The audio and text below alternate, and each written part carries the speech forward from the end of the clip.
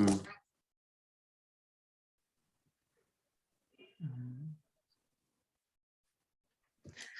Yes, is my screen visible? Yes. Yes. अब हम शुरू करेंगे शुरू से। एक होता है स्टैटिक, ठीक है, और एक होता है नॉन स्टैटिक। अब स्टैटिक और नॉन स्टैटिक क्या होते हैं? स्टैटिक का मतलब ही समझ में आ रहा है, जो कि एक जगह पे फिक्स होते हैं, ठीक है, मूव नहीं कर सकते। नॉन स्टैटिक मतलब कि जो फिक्स नहीं होते, जो मूव हो सकते हैं, मतलब कि डायनामिक, ठीक है, जो हिलते डुलते रहते हैं। अब इसके लिए हमने एक एग्जांपल लिया था बैंक का, ठीक है। ये कोई बैंकिंग एप्लीकेशन अगर बना रहे हैं तो उसके अंदर दो टाइप की चीजें होंगी। एक तो होंगी जो कि ऑब्जेक्ट पे डिपेंड करेगी। ऑब्जेक्ट मीन्स कोई आदमी है तो उसके ऊपर डिपेंड करेगी, जब तक वो आदमी है तब तक वो चीज। हाँ, याद आ गया याद आ गया। जैसे बैंक का नाम हो गया स्टैटिक, जो सबके लिए सेम रहेगा, नेम हो जो गया मैंने बैंक जो का। बताया था। और हम्म इंटरेस्ट रेट हो गया। बहुत सारी चीजें हैं जो बैंक की सबके लिए एक ही रहेंगी, और कस्टमर टू कस्टमर, कस्टमर के नेम्स एट्रीब्यूट्स उसके अलग, वो नॉन स्टैटिक हो जाएंगे। हाँ। हाँ, ये हर आदमी के लिए सेम रहेंगी, ठीक है, चाहे दो आदमी हो तीन आदमी हो। लेकिन इन आदमियों के बैंक अकाउंट का बैलेंस इसका अलग होगा, इसका अलग होगा, सबका ये सेम। सही हाँ, रहेगा। सबका अलग अलग होगा। हाँ करेक्ट। तो अब ये चीजें जो हो गई इस आदमी से रिलेटेड, इसका नाम, इसकी एज, ठीक है, वो सारी सारी नॉन स्टैटिक हो गई। लेकिन ये चीजें स्टैटिक है, मतलब ये हर एक आदमी के लिए सेम है, ठीक है। स्टैटिक के लिए ऑब्जेक्ट रिक्वायर्ड नहीं है हाँ वो तो बात, और हाँ नॉन स्टैटिक के लिए object। हाँ, मतलब कि जैसे कि ये चीजें हैं, ये sorry, ये जो चीजें हैं ये स्टैटिक है, तो इसके लिए ऑब्जेक्ट की जरूरत नहीं है। कोई आदमी हो या ना हो, 10 आदमी हो या 20 आदमी हो, कोई फर्क नहीं पड़ता, बैंक का नाम वही रहेगा, इंटरेस्ट रेट वही रहेंगे। लेकिन ये जो चीजें हैं, बैलेंस, एज, नेम, ये सारी नॉन स्टैटिक है, ये हर आदमी के हिसाब से अलग अलग चेंज जाएगी। तो ये हो गए ऑब्जेक्ट, आदमी है ऑब्जेक्ट, ठीक है। तो ये ऑब्जेक्ट पे डिपेंड करती हैं चीजें, ठीक है, ओके। हाँ। ओके। तो अब इतना ही हमें जानना था इसके बारे में। अब हम शुरू करेंगे थोड़ा कि भाई जैसे कि हम किसी इंटरव्यू में जाते हैं तो वहाँ पे एक छोटा सा कोड का स्निपेट दे देते हैं, बताओ ये कोड है, ठीक है, इसके अंदर यहाँ पे कुछ, यहाँ पे कुछ, यहाँ पे कुछ, इसका आउटपुट बताओ। इसका आउटपुट कुछ ऐसा होता है 10, 20, 30, तो ऐसा कुछ बताना होता है। तो इसके अंदर मेन चीज क्या होती है, वे देखना चाहते हैं कि तुम्हें प्रोग्राम की समझ कितनी है, क्या तुम्हें पता है कि फ्लो कैसे जाता है किसी भी प्रोग्राम का। पूरी कंप्यूटर साइंस के अंदर चाहे आप कोई भी लैंग्वेज पढ़ रहे हो, ठीक है, उनको फर्क नहीं पड़ता, उनको आपको चाहिए कि आपको क्या पता है। देखो मान लो कि उनको क्या चाहिए, ये एक आदमी है, ठीक है, ये आदमी है मुंबई में, ठीक है, और एक आदमी है, एक जगह ही लोकेशन है, इसका नाम है दिल्ली। हम्म। अब एक आदमी ये है ड्राइवर है, ठीक है, एक गाड़ी का ड्राइवर है, ठीक है, ये ड्राइवर है।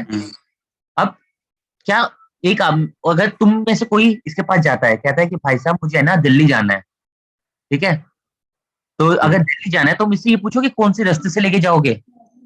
भाई मुझे इस वाले मतलब कि रूट M1 से नहीं जाना, मुझे रूट M2 से जाना है या फिर M3 से जाना है। कभी कोई ऐसा कहता है?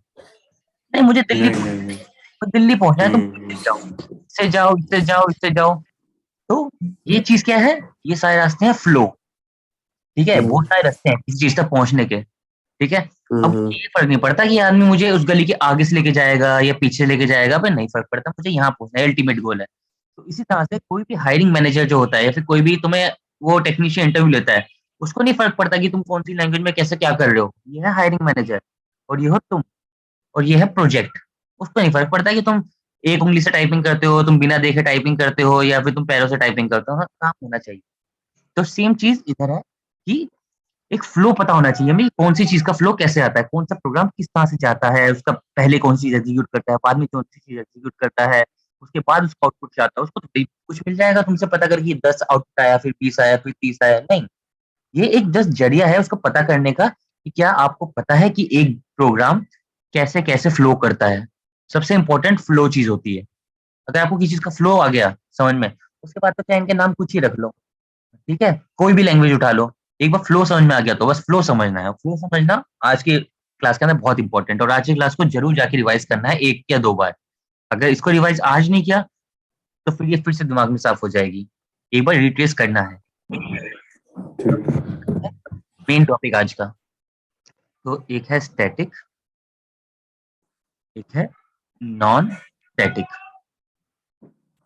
तो जो स्टैटिक होता है ये होता है क्लास बेस्ड, क्लास लेवल पे होते हैं, ठीक है, और ये होता है ऑब्जेक्ट लेवल पे, लेवल। अब इसका मतलब क्या है कि ये जो स्टैटिक चीजें होंगी ये हर एक क्लास के लिए, एक क्लास के लिए सेम होंगी, ठीक है, जैसे अगर बैंक क्लास बना दे उसके लिए सारी चीज सेम होगी। लेकिन ऑब्जेक्ट लेवल क्या है, ये हर एक ऑब्जेक्ट के लिए अलग होगी, ठीक है, हर आदमी आएगा उस आदमी के लिए अलग होगी। जहां भी स्टैटिक हो समझ लो ये क्लास के लिए है, और नॉन स्टैटिक मतलब ये ऑब्जेक्ट के लिए है। अब कोई भी हम प्रोग्राम बनाते हैं, ठीक है, मान लो कि हमने स्कूल का प्रोग्राम बनाया, ठीक है, मतलब स्कूल के लिए प्रोजेक्ट बना रहे हैं, यह स्कूल स्कूल। अब एक बार इन्होंने सॉफ्टवेयर बना दिया, ठीक है, सॉफ्टवेयर बना दिया एग्जाम के लिए, ठीक है, अटेंडेंस के लिए, ठीक है, लाइब्रेरी के लिए, ये थोड़े बहुत बेसिक बेसिक बता रहा हूँ कैसे फंक्शंस होते हैं, मतलब क्लासेस क्लासेस होती है, ठीक है, लाइब्रेरी के लिए इन्होंने कुछ ऐसी चीजें बना दी हैं।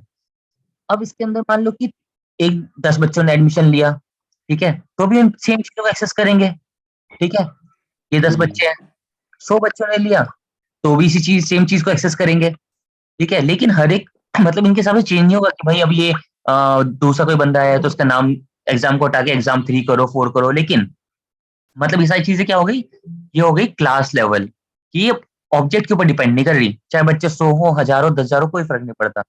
लेकिन अब इनकी जैसे एज वगैरह है, ठीक है, इनकी क्लासेस हैं, इनके एग्जाम की डेट्स हैं, वो सारी ऑब्जेक्ट टू ऑब्जेक्ट डिपेंड करेगी। इस बच्चे की अगर ये 3rd क्लास में है, हो सकता है इसका आज एग्जाम हो, लेकिन जो ही तो ये पूरे स्कूल का आज ही एग्जाम हो सकता है कि 10th लेवल 12th के एग्जाम किसी और डेट को, तो ये ऑब्जेक्ट टू ऑब्जेक्ट डिफर करेगी, ठीक है।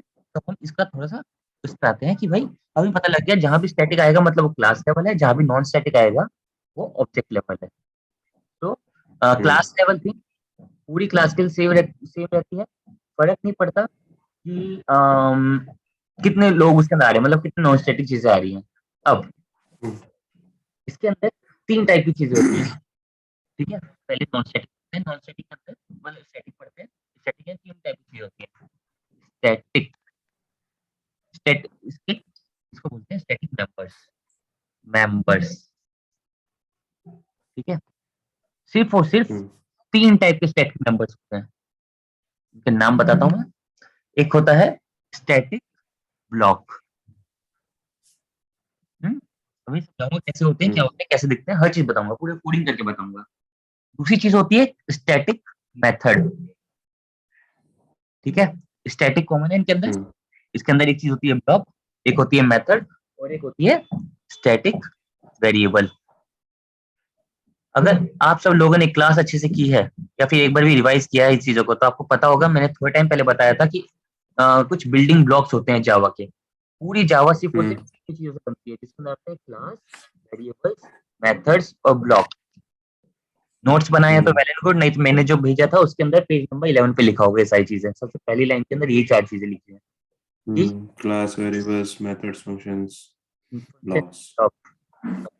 तो ये 4 चीजें हर एक चीज को बनाती हैं। तो क्लास उसके अंदर मतलब उसके अंदर काम हो गई। अब ऊपरी तौर पे स्टैटिक के अंदर 3 चीजें आती हैं, एक स्टैटिक ब्लॉक, एक स्टैटिक मेथड और स्टैटिक वेरिएबल, ठीक है। अब हम इसका फ्लो देखेंगे और कैसे दिखते हैं ये प्रोग्रामिंग के अंदर वो देखेंगे। तो हम आ जाते हैं अपने इसमें कंसोल पे, जहाँ पे हम program बनाएंगे। तो हम आईडी पे आ गए और हम एक पहली क्लास बनाते हैं, इसका नाम सीखते हैं स्टैटिक ब्लॉक्स क्या होते हैं, स्टैटिक ब्लॉक। तब ये हमारी क्लास हो गई स्टैटिक ब्लॉक।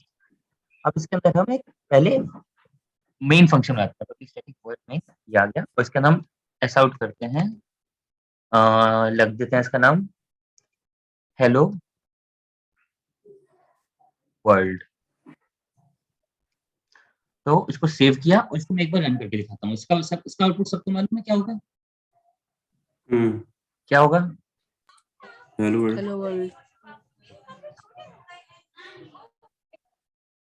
तो हेलो वर्ल्ड एकदम सही जवाब। अब हम आते हैं स्टैटिक ब्लॉक पे। अब जैसे मैंने बताया था ब्लॉक क्या चीज होती है, ब्लॉक वो चीज होती है जिसको हम चाहते हैं कि वो 4-5 लाइनें एक साथ एग्जीक्यूट हो, ठीक है, अगर इसके अंदर 4-5 लाइन है, 4-5 लाइन एक साथ एग्जीक्यूट हो। अब ब्लॉक बनता कैसे है, ये बन गया हमारा ब्लॉक, दैट्स इट, एक कर्ली ब्रेसेस, ब्लॉक तैयार है आपके सामने। इसके अंदर एस आउट लिखा, उसके अंदर लिख देते हैं हम नाम लिख देते हैं इसका स्टैटिक ब्लॉक 1। ठीक है, अब ये स्टैटिक कैसे बनता है? स्टैटिक बनेगा इसके आगे स्टैटिक लगा के। ये हमने स्टैटिक लगा दिया, अब बन गया स्टैटिक ब्लॉक। पहले सिर्फ ब्लॉक था, अब बन गया स्टैटिक ब्लॉक। ठीक है, अब क्या लगता है कि सबसे पहले क्या प्रिंट होगा, उसके बाद में क्या प्रिंट होगा? मैं इस प्रोग्राम को रन कर दूं, एक ही करके बताओ। सबसे पहले हेलो वर्ल्ड होगा, फिर स्टैटिक ब्लॉक 1। अच्छा, अनीता जी आप? हेलो वर्ल्ड आएगा, फिर स्टैटिक ब्लॉक आएगा। कहते हैं कंट्रोल एस किया, इसको रन करते हैं। और यहाँ हुए हम दोनों के जवाब, आप दोनों के जवाब गलत। सबसे पहले आएगा स्टैटिक ब्लॉक, उसके बाद में हेलो वर्ल्ड। अब ऐसा क्यों हुआ? सबसे पहले तो मेन मेथड में जाना चाहिए ना उसको।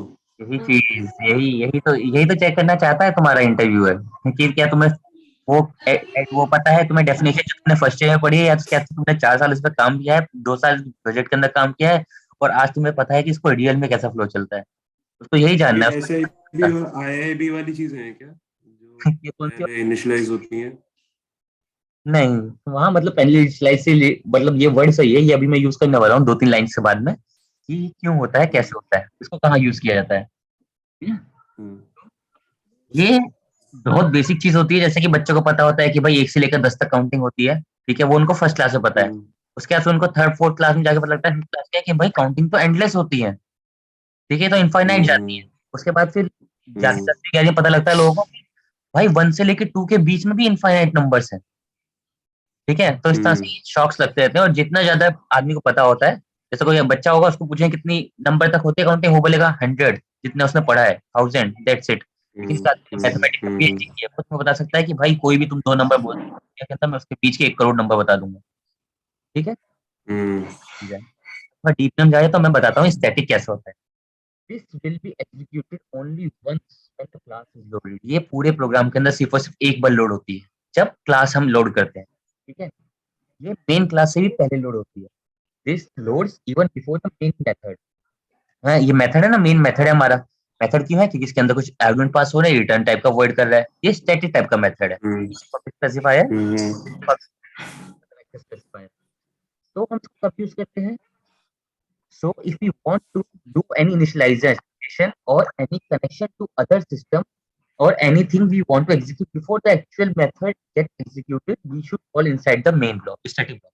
मतलब मैं फिर से कहता हूँ कि इसको कहता हूँ, मैं समझाता हूँ फिर से कि हम इसको कहाँ यूज करते हैं, स्टैटिक हम्म,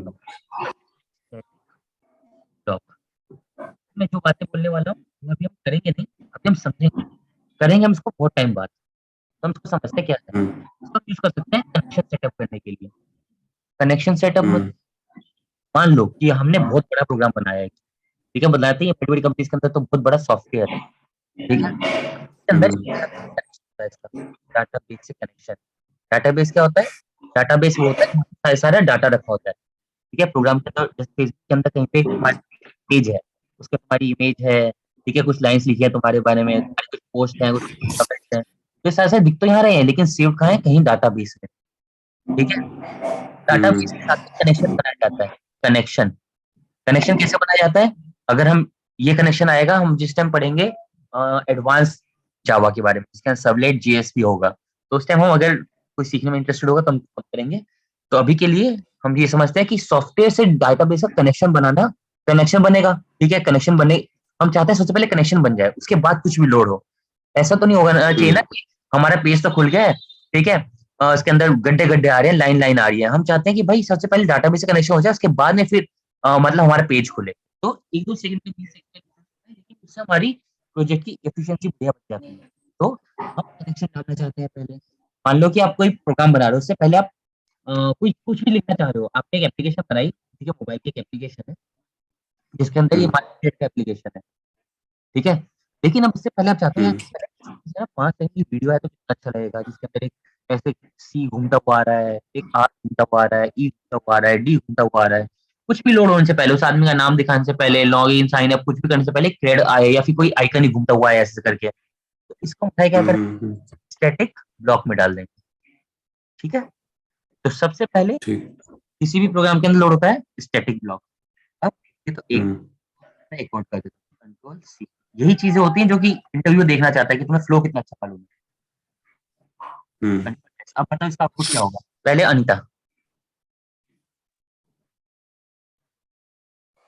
पहले स्टैटिक ब्लॉक 2 आएगा, फिर 1 आएगा और फिर पहले हेलो वर्ल्ड आएगा। पहले वन, पहले 2 फिर 1 फिर हेलो वर्ल्ड।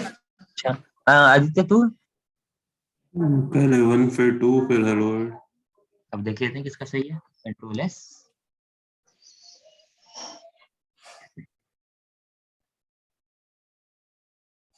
आदित्य का सही है। क्यों? क्योंकि इसके अंदर फ्लो ऊपर से नीचे ही चलता है, लेकिन ऊपर से नीचे के अंदर सबसे पहले वाला ये पकड़ा इसने, स्टैटिक ब्लॉक। उसके बाद में फिर ये नॉन स्टैटिक ब्लॉक 2, ठीक है। उसके बाद फिर हेलो वर्ल्ड पे जाता है, तो सबसे पहले स्टैटिक ब्लॉक काउंट होगा, ठीक है। क्योंकि जैसे हमने स्टार्टिंग में पढ़ा था कि ये लैंग्वेज होती है इंटरप्रेटेड, इंटरप्रेटेड। लाइन में। हाँ, जावा जो होती है इंटरप्रेटेड लैंग्वेज होती है, मतलब प्योरली इंटरप्रेटेड भी नहीं होती है, दोनों का कंबाइन ही होती है, ठीक है। इंटरप्रेटेड और कंपाइलर के दोनों का इंटर मतलब कि दोनों कंबाइन होती है। क्या आपको पता है कंपाइलर और इंटरप्रेटर में क्या डिफरेंस होता है? कंपाइलर, कंपाइलर एक हाँ बारी में सारी ले जाता है लाइंस, और इंटरप्रेटर 1 बाय 1 करता है। एकदम सही। अनिता आपको मालूम है इन दोनों के difference? हेलो, हेलो अनिता, आपको मालूम है इन दोनों के हाँ पीछे क्या बोल रहे हो? आपको पता है नहीं नहीं, कंपाइलर और अभी अभी बताया ना। अभी पता है? हेलो, हाँ हाँ, अभी बताया ना आदि ने। हाँ आपको पता था पहले? नहीं नहीं। चलो फिर मैं एक बार फिर से बताता हूँ क्या चीज होती है ये। तो कोई भी आपने कोड लिखा, ठीक है, बीच में लिखता हूँ कोड, ये कुछ लाइन्स ऐसी ऐसी हैं, ठीक है, कुछ कोड है, ये लाइन है। अब कंपाइलर क्या करता है? कंपाइलर इस पूरे प्रोग्राम को एक साथ कंपाइल करता है। कंपाइल मतलब चेक करता है, कंपाइल का मतलब होता है चेक, ठीक है। एक साथ चेक करता है पूरे प्रोग्राम को, हाँ, और चेक करके बताता है क्या ये रन होगा या नहीं होगा, या फिर होगा तो उसका आउटपुट क्या आएगा, ठीक है। लेकिन इंटरप्रेटर क्या करता है? इंटरप्रेटर एक एक लाइन को चेक करता है, ठीक है, ये लाइन सही है भाई, इसको एग्जीक्यूट करो। एग्जीक्यूट मतलब रन करो, ठीक है। हाँ भाई ये वाला लाइन भी सही है, इसको भी रन, नहीं कंट्रोल जेड, ये वाला लाइन भी सही है, इसको भी रन करो, ठीक है। ये वाला लाइन भी सही है, इसको भी रन करो। हर एक लाइन को इंडिविजुअली एक एक करके जो लाइन को एग्जीक्यूट करके चेक करता है, एक एक करके जो चेक करता है उसको बोलते हैं इंटरप्रेटर। और जो एक साथ चेक चेक करता है, मतलब कि इन वन को, ठीक है, एक फाइल को पूरा पूरा एक साथ चेक करता है, कंपाइलर में आता है। अब जावा का क्या करता है? जावा कंपाइलर हल्का सा डिफरेंट है, क्योंकि एक JIT यूज करता है, जस्ट इन टाइम कंपाइलर, और उसके उसकी वजह से इसका थोड़ा सा वर्किंग अलग है। अब जावा क्या करता है? जावा करता है ऐसा, इतने कोड को एक साथ चेक करेगा, इतने कोड को एक साथ चेक करेगा, इस वाले कोड को एक साथ चेक करेगा। तो मतलब इसके अंदर दोनों चीजें हैं, ये इंटरप्रेटर का भी काम कर रहा है, लाइन बाय लाइन की जगह ब्लॉक ब्लॉक, कंपाइलर का भी काम कर रहा है कि एक साथ पूरे फोल्डर को, ठीक है। तो इससे तेज हो जाती है थोड़ी बहुत चीज, वो ज्यादा efficient है। तो जावा कंपाइलर के अंदर ये डिफरेंस है बाकी लैंग्वेजेस से। अब हमने सीख लिया है कि स्टैटिक ब्लॉक सबसे पहले एग्जीक्यूट होगा, तो हमारा स्टैटिक ब्लॉक का काम यहाँ खत्म हो गया, ठीक है। अब हम चलते हैं, हम सारे समझ गए स्टैटिक ब्लॉक कैसे काम करते हैं, है ना। अब हम आते हैं अगली चीज के ऊपर, इसका नाम है स्टैटिक मेथड। Static method. अब जो ये मैं ऐसे यूज कर रहा हूँ ना, एस बड़ा एम बड़ा कहीं पे छोटा सब कुछ, वो सारी सारी चीजें मैं बात बताऊंगा कि इन सब चीजों का क्या बोलते हैं, इन सबको कैसे यूज होता है, मतलब सॉरी, हमको इन एक सारे, मिनट, या अगर अगर वो प्रोग्राम में स्टैटिक ब्लॉक लिखा होगा तो ही वो उस फ्लो से काम करेगा। हाँ, अगर इसके अंदर स्टैटिक ब्लॉक क्या होगा ना, मतलब इसके अंदर स्टैटिक ब्लॉक लिखा है, अब मैं स्टैटिक हटा देता हूँ, ठीक है, थोड़ी देर के लिए। नहीं हटाता नहीं, हटाऊंगा मैं थोड़ी देर बाद, क्योंकि अभी हम नॉन स्टैटिक जब चीजें पढ़ेंगे ना, तब उसके अंदर काम आएगी ये ओके चीज। अभी मैं बता दूंगा तो फिर खिचड़ी बन जाएगी। एक फ्लो के साथ चलता है, अभी हमें ओके जितना ठीक पता है उतने को सच मान लेते हैं कि दुनिया में ठीक है। इसके अलावा कुछ नहीं है, बस इतना ही है जितना हमने पढ़ लिया, ठीक है। ओके ठीक है। हाँ, क्योंकि मैं अभी अगले, इसके बाद स्टैटिक जैसी 3 चीजें पूरी होंगी ना, इसके बाद मैं नॉन स्टैटिक पाऊंगा, फिर नॉन स्टैटिक के अंदर ये स्टैटिक चीजें हट जाएंगी, जहां जहां स्टैटिक लिखी है ना वो सारी चीजें हट जाएंगी। चलो अब इसमें आते हैं, स्टैटिक मेथड। तो मैं बताया था कि ये जो भी नोमेनक्लेचर में यूज कर रहा हूँ कि इसको बोलते हैं मतलब camel case, small camel case, Pascal case, लोगो केस, वो सारे केसेस बताऊंगा, कौन सी चीजें कहाँ पे यूज होती है वो बताऊंगा। तो अभी हम जो ऐसा हम पढ़ रहे हैं उसको मान लेते हैं कि अभी इतना सही है जितना हमने पढ़ लिया। क्यों है सही, कैसे है सही, वो धीरे धीरे पता लगता है। तब हम आते हैं स्टैटिक मेथड के ऊपर। तो अब इसके लिए हम क्या करते हैं, फिर से प्रोग्राम बनाते हैं, तो बताते हैं हम पब्लिक स्टैटिक वॉइड मेन, इसका नाम है सिस आउट, और इसके अंदर देते हैं हम इसका नाम रखते हैं हम इनसाइड मेन मेथड। ठीक है, इसके लिए ऐसे वर्ड्स इसलिए यूज कर रहा हूँ कि मेन मेथड, स्टैटिक ब्लॉक या फिर स्टैटिक मेथड, ताकि हमें समझने में चीजें आसानी हो। इसके लिए आगे 10 20 30 समझ में नहीं आता। बनाते हैं, मतलब मेथड बनाते हैं। मान लो कि नाम है इसका मेथड, ठीक है, ये कुछ नहीं ले रहा, ठीक है, ये और मेथड हमने बनाया तो इसका कुछ रिटर्न टाइप भी होगा, मान लेते हैं हम कि कुछ दे भी नहीं रहा है रिटर्न, ठीक है, और हम स्टैटिक टाइप का बना रहे हैं तो हमने इस पे आगे लगा दिया स्टैटिक। ठीक है, तब ये क्या है, एक मेथड है जिसका नाम है मेथड, ठीक है, ये इसका रिटर्न टाइप कुछ भी नहीं है, वर्ड, और ये आर्गुमेंट भी कुछ नहीं ले रहा है, और ये है स्टैटिक टाइप का। ठीक है, अब इसके अंदर मैं लिखता हूँ इनसाइड स्टैटिक मेथड कंट्रोलेस। अब कोई भी मेथड कॉल करने के लिए, ठीक है, अब आएगा वो चीज स्टैटिक और नॉन स्टैटिक में क्या डिफरेंस होता है।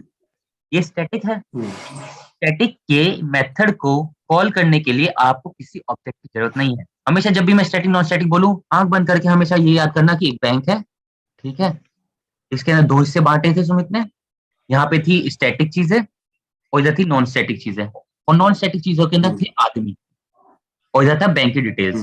बैंक, हमेशा यही एग्जाम्पल आना चाहिए दिमाग के अंदर, ये सबसे बेस्ट एग्जाम्पल है चीजें समझने के लिए। स्टैटिक नॉन स्टैटिक कभी भी लाइफ में किया जाए तो जैसे इसके आगे स्टैटिक लग गया है, स्टैटिक मतलब इसके लिए किसी आदमी की जरूरत नहीं है। क्यों? क्योंकि ये इस कॉलम में पड़ता है स्टैटिक है तो, और आदमी इस जगह पे नहीं है, मतलब आदमी हमेशा ऑब्जेक्ट मानो, ठीक है, मानना क्या है, ऑब्जेक्ट, तो इसके लिए ऑब्जेक्ट की जरूरत नहीं है स्टैटिक के लिए।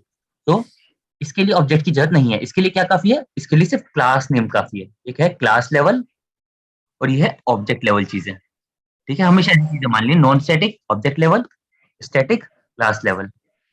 क्योंकि क्लास लेवल है तो इसके लिए क्या मतलब है, क्लास के नाम के साथ भी अगर हम इसे बुलाएंगे काम चल जाएगा। तो क्लास का नाम क्या है हमारे यहाँ पे, स्टैटिक मेथड डॉट, देखो यहाँ पे खुद ब खुद ही बता रहा है कि आप 2 फंक्शन कॉल कर सकते हो, एक तो मेन मेथड का कॉल कर सकते हो और एक स्टैटिक मेथड, तो इस मेथड को कॉल कर सकते हो, मतलब मेथड 1 कर देता हूँ, मेथड बोलने में ज्यादा कंफ्यूजिंग हो जाएगा, ठीक है, मेथड 1 को कॉल, तो एम, 2 क्यों आए, क्योंकि देखो ये भी स्टैटिक है और ये भी स्टैटिक है, और स्टैटिक में चीजें कब कॉल कर सकती है, जब हम क्लास के नाम से कॉल कर रहे हैं, क्लास का नाम है, ऑब्जेक्ट नहीं, क्लास का नाम, तब मेथड 1 कॉल करते हैं। ये आ गया हमारे मेथड 1, तो इसमें कोई एरर नहीं है, सीधा सही बता रहे हैं। अब इसको अगर रन करेंगे तो इसका आउटपुट क्या होगा, अभी जितना नॉलेज है जितना पूछा उतना बताएं। इनसाइड मेन मेथड, उसके बाद इनसाइड स्टैटिक मेथड। ओके, अंत आप बताओ। पहले मेथड 1 कॉल होगा। मेथड 1 कॉल होगा, मतलब इनसाइड स्टैटिक मेथड, हाँ, और उसके बाद उसके बाद मेन मेथड।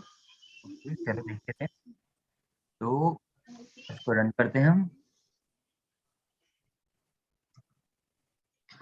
तो इसके अंदर आया आदि का सही, ऐसा क्यों हुआ वो मैं समझाता हूँ। तो इसके लिए हम स्निपिंग टूल, जितनी गलतियां हम अभी करेंगे ना उतना ज्यादा हमारे ब्रेन सेल्स खुलेंगे, हमें पता लगेगा अच्छा हम ये गलती बाद में कर सकते थे, तो गलती करना इज वेरी गुड, बहुत अच्छी चीज है गलती करना, सीखते टाइम गलती करना, बाद में नहीं। इंटरव्यू में गलती करना गलत बात है। तो अब ये रहा हमारा प्रोग्राम, अब इसका फ्लो समझा, तो इसका फ्लो कैसा है, सबसे पहले क्लास कॉल होती है, ठीक है, क्लास कॉल हुई, ये वाली क्लास कॉल। आपके बाद में मैंने क्या कहा था कि स्टैटिक ब्लॉक सबसे पहले कॉल होता है, क्लास लोड होते ही मेमोरी के अंदर सबसे पहले स्टैटिक ब्लॉक, लेकिन क्या इसके अंदर स्टैटिक ब्लॉक कहीं पे अवेलेबल है, नहीं, इसके अंदर है स्टैटिक मेथड अवेलेबल, ये भी स्टैटिक मेथड है, ये भी स्टैटिक मेथड, मतलब इन दोनों की प्रायोरिटी सेम है, प्रायोरिटी सेम, और अगर प्रायोरिटी सेम होती है तो क्या चीज फॉलो की जाती है, ऊपर से नीचे की तरफ का फ्लो, फ्लो किया जाता है, जैसे हमने पहली बार किया था पिछले प्रोग्राम में, क्या था, स्टैटिक ब्लॉक 1 और स्टैटिक ब्लॉक 2 दोनों की प्रायोरिटी सेम थी, है ना, ऊपर से नीचे की तरफ फॉलो किया था, सेम चीज यहाँ है, ठीक है, और जब दोनों फंक्शन है तो अब इसके अंदर पहली लाइन तो ये प्रिंट हो गई, इसके अंदर पहले गया फ्लो की वजह से, इसके सबसे पहली लाइन ये प्रिंट हो गई।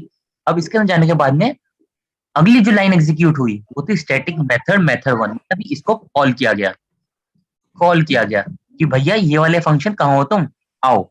ठीक है, इस फंक्शन को कॉल किया गया। अब इस फंक्शन को कॉल किया गया तो उसने बोला हाँ जी, फोन लगाया इसके पास में, यहाँ पहुंच गया। इसके अंदर घुसा तो इसके अंदर ये लाइन आई, static method inside static method, और ये कॉल हो गया। ठीक है, तो इस तरह से इसका फ्लो है। अब हमने समझ लिया कि इसको कॉल किया गया यहाँ से। अब मान लो कि मैं इसका कॉलिंग हटा देता हूँ, ठीक है, इस लाइन को मैं कमेंट कर देता हूँ, तो क्या होगा इसका आउटपुट?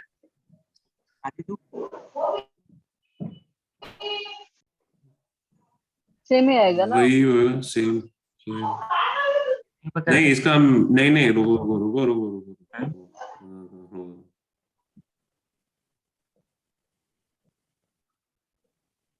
हाँ सेम ही आना चाहिए, सेम ही आएगा। या फिर हो सकता है इनसाइड मेन मेथड ही आएगा बस, इनसाइड स्टैटिक मेथड नहीं आएगा क्योंकि वो ऑब्जेक्ट कॉल नहीं हुआ। नहीं, ऑब्जेक्ट का तो नाम ही नहीं है यहाँ पे इस चीज के लिए, क्योंकि इसको कॉल ही नहीं किया गया, मेथड 1 को हमने कहीं कॉल ही नहीं किया है। लेकिन अब तुम बोलोगे यार मैं मेन को भी तो कॉल नहीं किया, ये कैसे आ गया? तो हाँ मेन वो के बारे में स्टैटिक है, मेन नहीं, मेथड। स्टैटिक तो ये भी है, वॉइड ये भी है।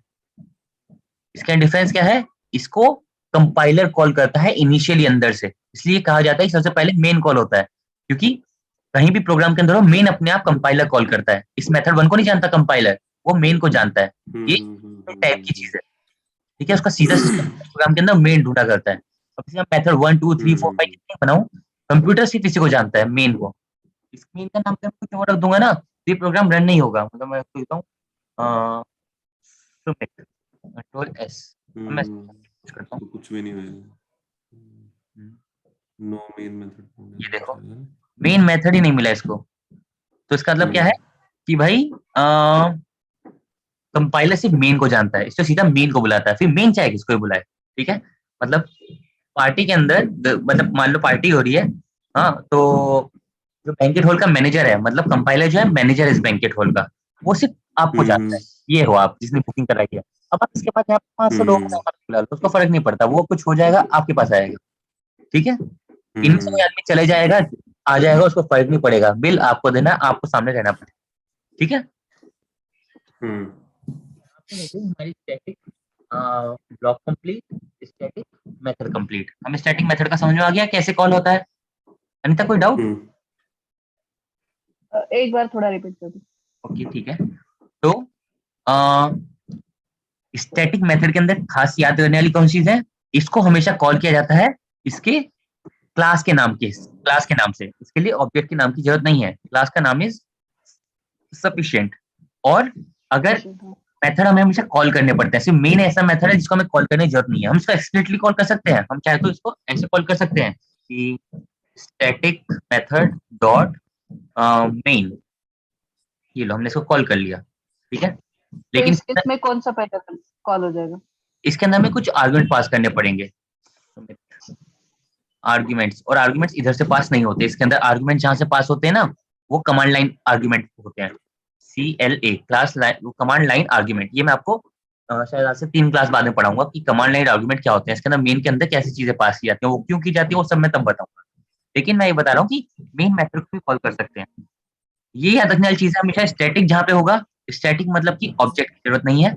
ठीक है, और फ्लो के अंदर सबसे पहले लोड होते ही स्टैटिक ब्लॉक सबसे पहले लोड होता है, मतलब कॉल होता है, उसके बाद में फिर उसके बाद फिर बाकी कुछ भी, उसका फिर मेन मेथड। स्टैटिक ब्लॉक सबसे पहले।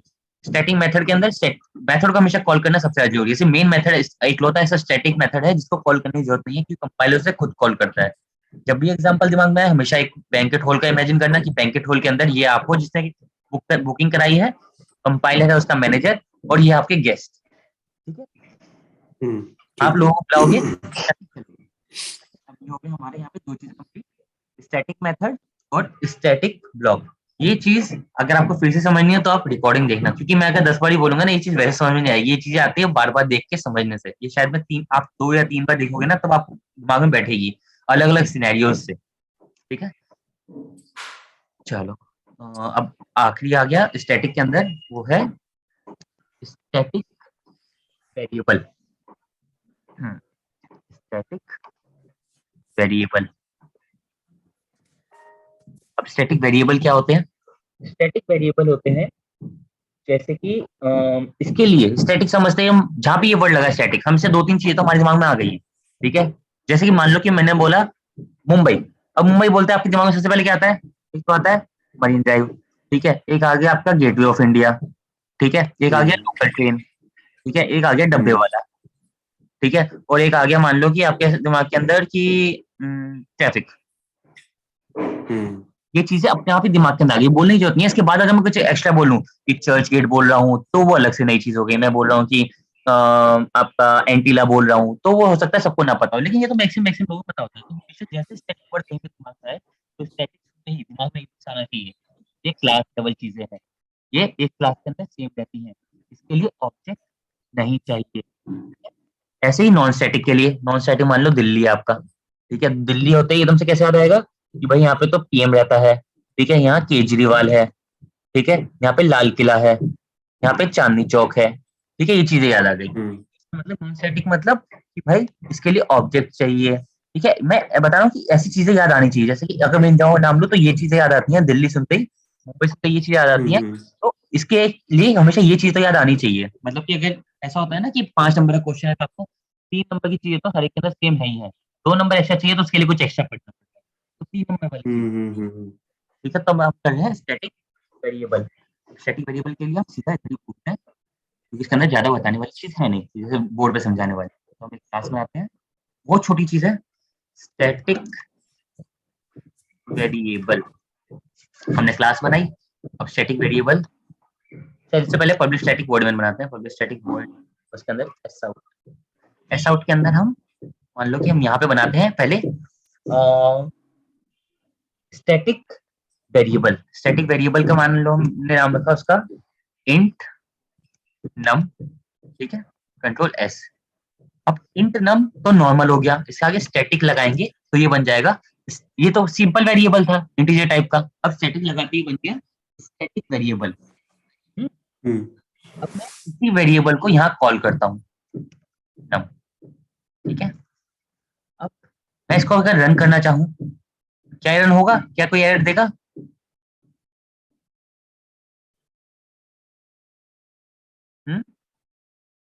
कोई आइडिया?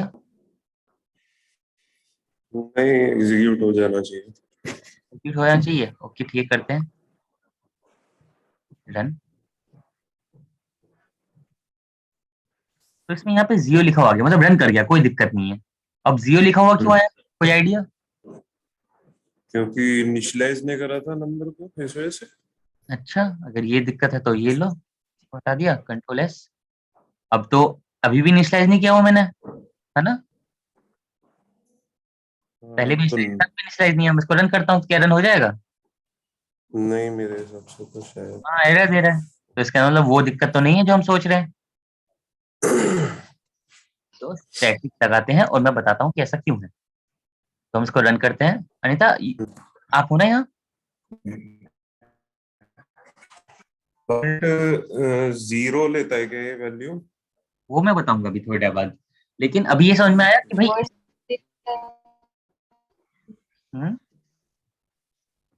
हेलो, वर्ड दिया है तो नंबर के आगे कुछ इनिशियलाइज नहीं किया तो वर्ड से वजह से वो 0 आ रहा है। हाँ वो तो है, लेकिन अगर मैं ये चीज हटा दे रहा हूँ तो ये वो चीज की नहीं मान रहा कि भाई अभी तो हमने कुछ इनिशियलाइज नहीं किया, तो उसको मान लेना चाहिए था 0 का 0 ही, है ना? तो अब इसका मैं बताता हूँ ऐसा क्यों है। इसको बोलते हैं हम ग्लोबल वेरिएबल, ठीक है। ये जो मैं बता रहा हूँ ये चीज गलत बता रहा हूँ, क्यों? क्योंकि ग्लोबल वेरिएबल जावा में होते ही नहीं है, ग्लोबल वेरिएबल जावा में होते ही नहीं है। इसको बोलते हैं क्लास मेंबर वेरिएबल। तो ये होता है क्लास मेंबर वेरिएबल। तो क्लास मेंबर वेरिएबल मतलब जो क्लास लेवल पे बेस्ड है। तो जैसे हमें पहले से पता है स्टैटिक होता है क्लास लेवल की, क्लास लेवल बेस्ड है, और क्लास मेंबर वेरिएबल की क्या होती है? कुछ डिफॉल्ट वैल्यूज होती हैं, डिफॉल्ट वैल्यूज। अब डिफॉल्ट वैल्यूज क्या होती है मैं थोड़े टाइम बाद बताऊंगा, जिस टाइम हम पढ़ेंगे प्रिमिटिव ऑब्जेक्ट टाइप्स के बारे में, कि अगर इंटीजर है, ठीक है, कि अगर इंटीजर है तो 0 हो जाएगा, हाँ, डबल है तो 0.0 हो जाएगा, तुम्हारा बुलियन है, ठीक है, तो इसका फॉल्स हो जाएगा, ये डिफॉल्ट वैल्यूज होंगी। ठीक है, ये मैं थोड़ी अगली 2-3 क्लास के बाद बताऊंगा, ये टॉपिक्स आएंगे। तो अभी के लिए हमने ये समझ लिया कि भाई ये क्लास बेस्ड है, ठीक है, मतलब कि एक क्लास के लिए सम सेम है नम, और इसकी डिफॉल्ट वैल्यू मिलती है। ठीक है, क्लास मेंबर वेरिएबल बोलते हैं, ग्लोबल वेरिएबल कभी नहीं बोलना, जावा के अंदर ग्लोबल वेरिएबल नाम की चीजें नहीं होती है। ठीक है, ये बाकी लैंग्वेज के अंदर होती है, इसके अंदर नहीं होती है। तो अब सीधा हमने प्रोग्राम के अंदर गए और नम की वैल्यू प्रिंट किया, नम की वैल्यू आ गई ये वाली जो 0 डिफॉल्ट वैल्यू थी, हमने कुछ इंस्टाइज नहीं किया इसीलिए। इंस्टाइज कर देते तो इंस्टाइज वैल्यू आती है, मान लो कि इंस्टाइज कर दिया 10 से, ठीक है, और अब हम इसको रन करते हैं, तो अब इसकी वैल्यू आई 10, ठीक है, अदरवाइज इसकी आएगी नॉर्मल वैल्यू। अब 1 मिनट बचा है, मतलब क्लास खत्म होने वाली है, उसके बाद हम रिज्वाइन करें क्या? आज ही नॉन स्टैटिक पढ़े, आज के लिए काफी है? काफी है, काफी है। काफी है, काफी, हाँ मुझे कॉल है। ठीक है, तो ये चीज वो पढ़ लेते हैं कि ये तो हो गई नॉर्मल प्रैक्टिस। 1 मिनट के लिए फिर ज्वाइन करना ही पड़ेगा हमें, 1 मिनट के लिए ज्वाइन करते हैं, ठीक है, इसके बाद ये क्लास कहीं खत्म करते हैं।